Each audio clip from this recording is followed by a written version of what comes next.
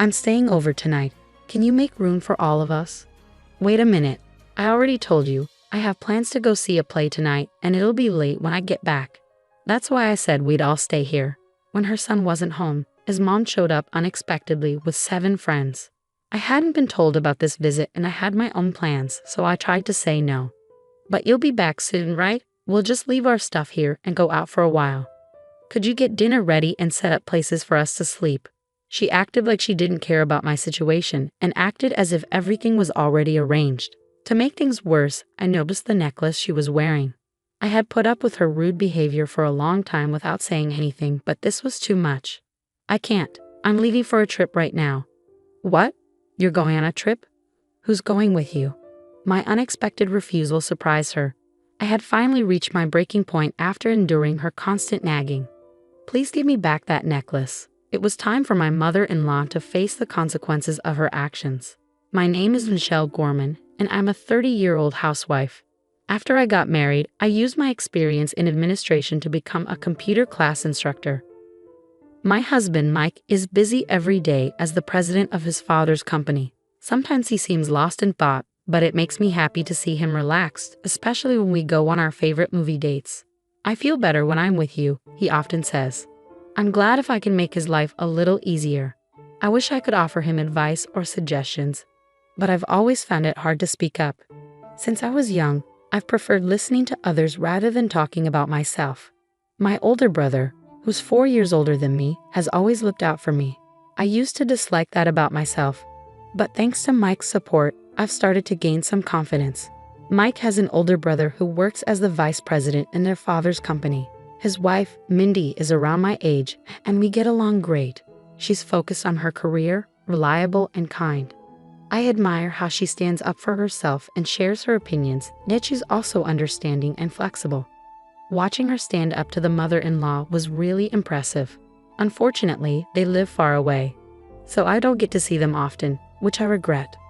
On the other hand, the mother-in-law acts like she's the daughter of the company president, always confident, but her stubbornness and arrogance are clear. Michelle, you're Mike's wife, the president. You should quit your job as a computer instructor and fully support your husband, she'd say, putting a lot of pressure on me. Mike would support me, but she'd still be unhappy. Sometimes I was glad we lived apart. I just wanted a peaceful life with Mike and hopefully children someday. But then Mike's father passed away suddenly from a heart attack. It was a shock for everyone, and Mike and his brother had to figure out what to do with the family company. Mike decided to stay in New York for a while. I went back home and waited for Mike's updates. With the extra responsibilities on both of them, I was worried. After talking with his brother, they decided that Mike would move to the company's main office in New York. His brother became the new president and Mike became the vice president. We looked for a house in New York and found a nice one that was already built.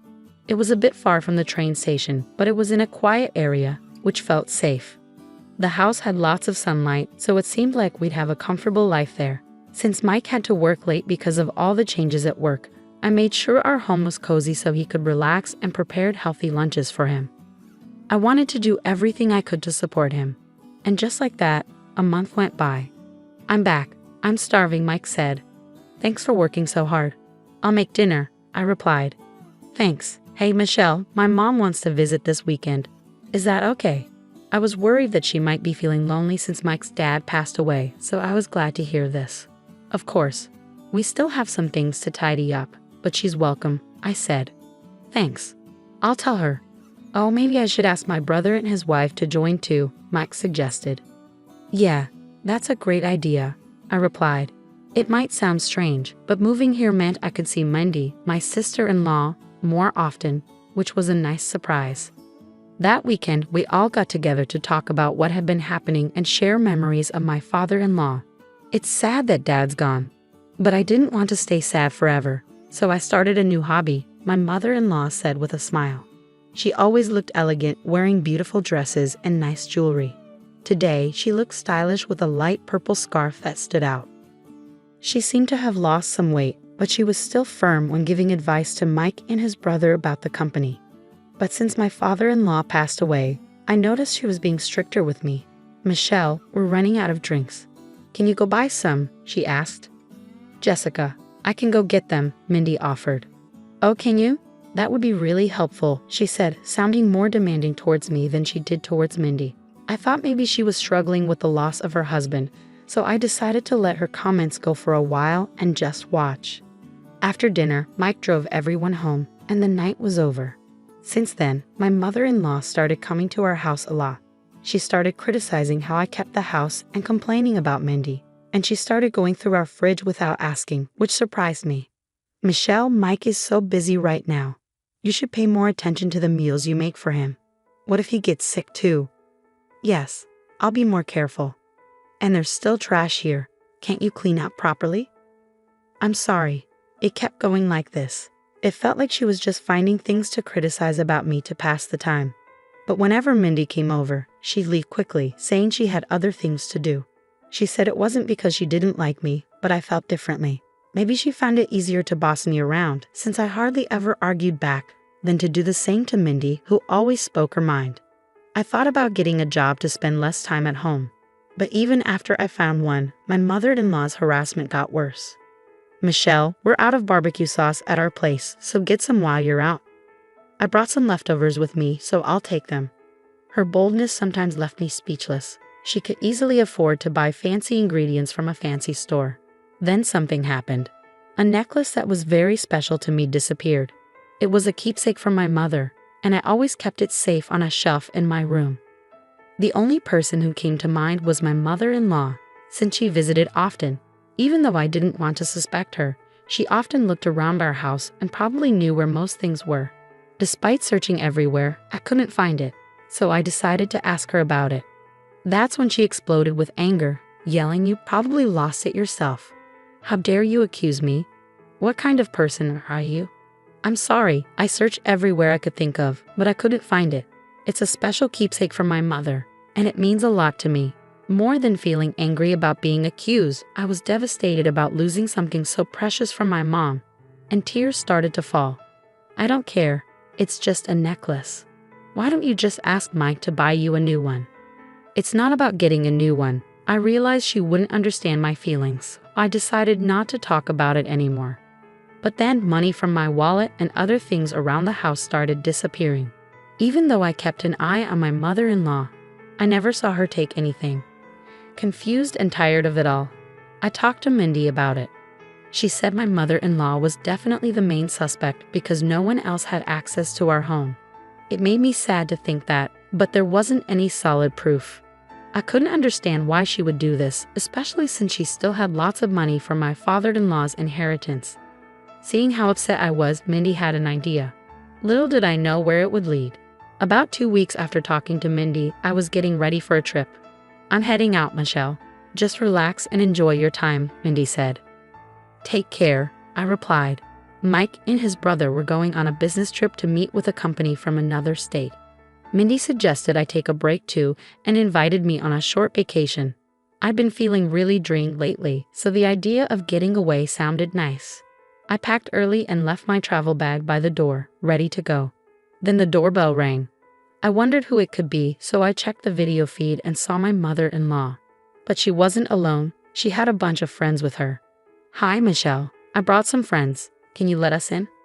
Opening the door, I saw my mother-in-law and about 7 of her friends, all carrying big bags. Were they planning to stay here? "We're staying over tonight. Make us feel comfortable." "Excuse me? Didn't I mention it?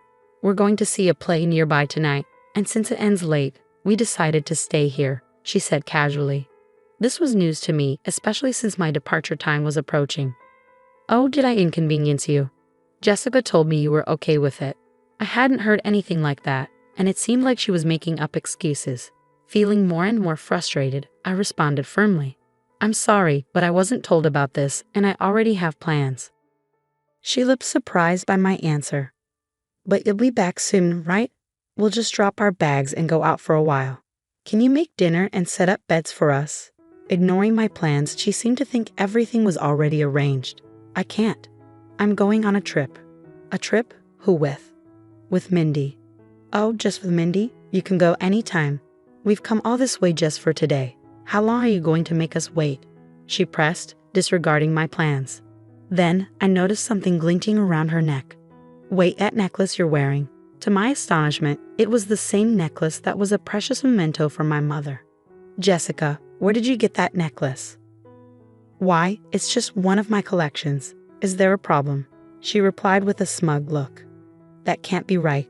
That necklace is rare and limited edition. While I was talking to her, Mindy arrived. I was wondering why you didn't show up at our meeting place and didn't contact me. So this is what was happening.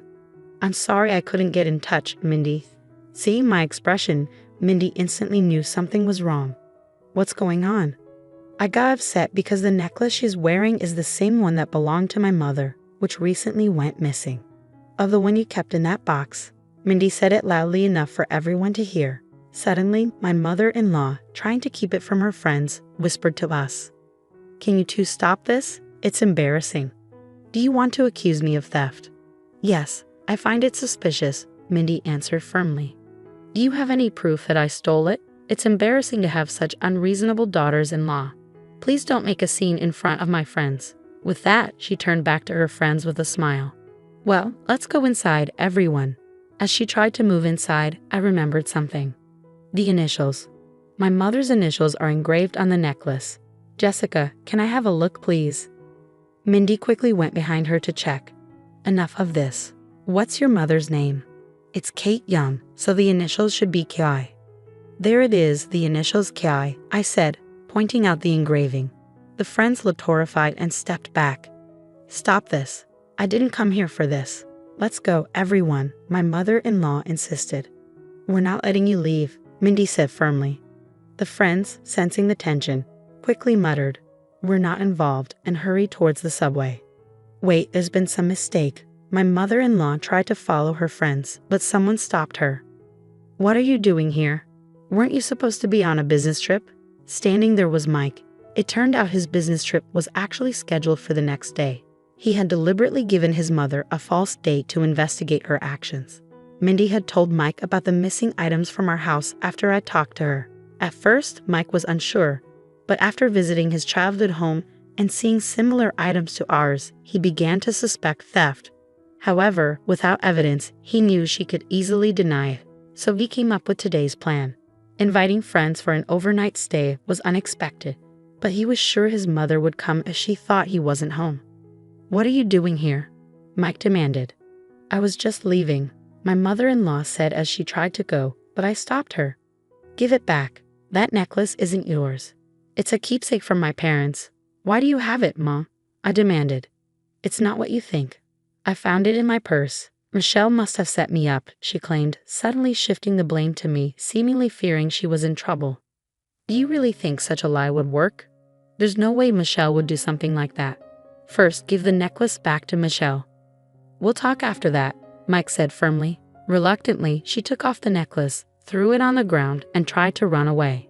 Hey, wait! We tried to chase her, but stopped shortly after. We didn't need to anymore. Huh?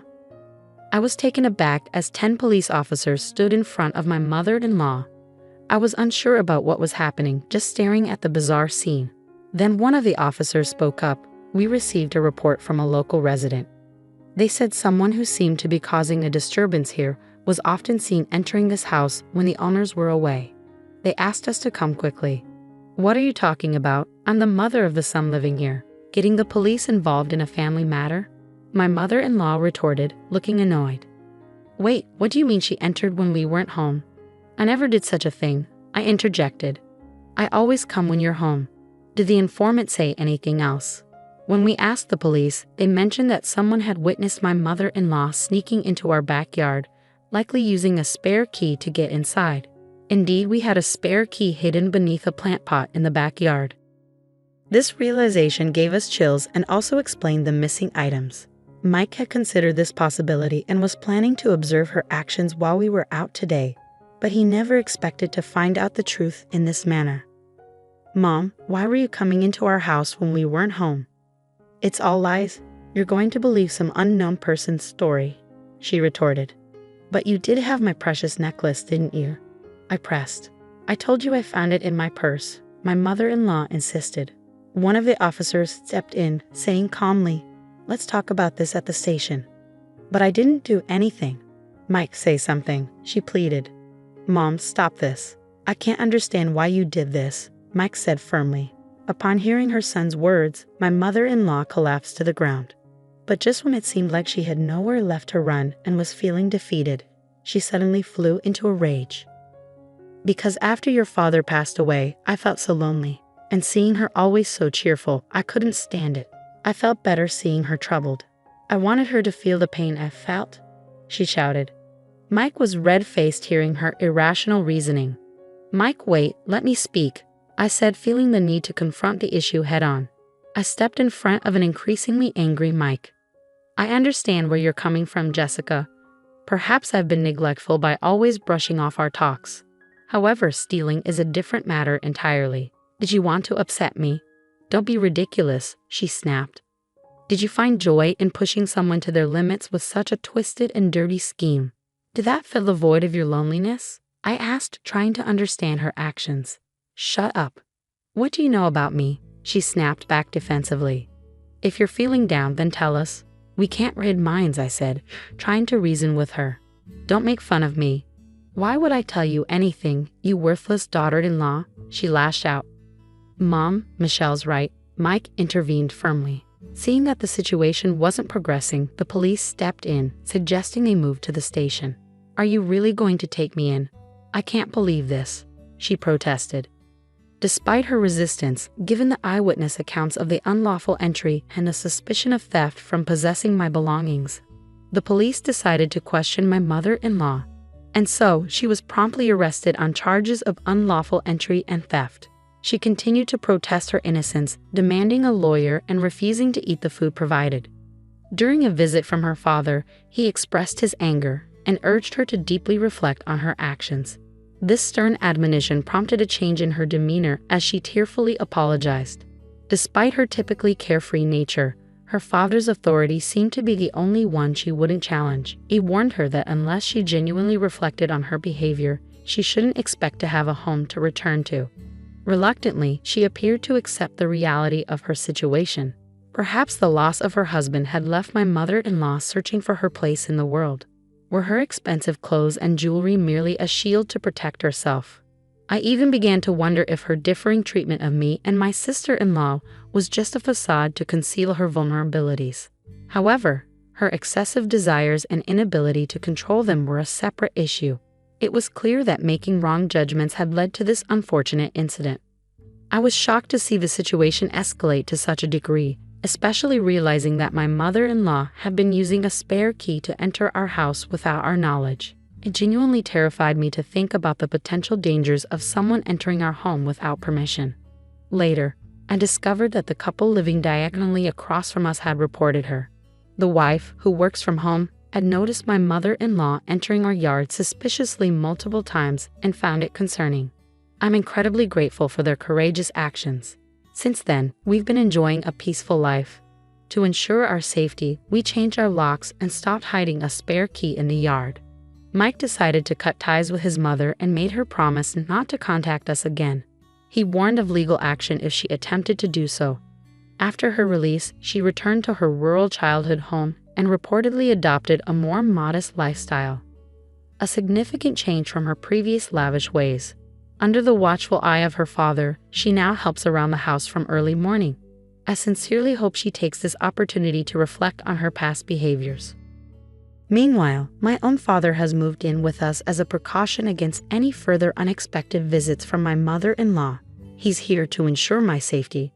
But there's another reason he's with us. I'm currently expecting our first child. The anticipation of becoming grandparents, coupled with the support of Mike, fills me with a sense of warmth and determination. While material possessions can bring temporary satisfaction, it's the presence of loved ones that truly enriches our lives. As we discuss our living arrangements surrounded by our dear ones, we are committed to preserving the peace and happiness of our daily lives. But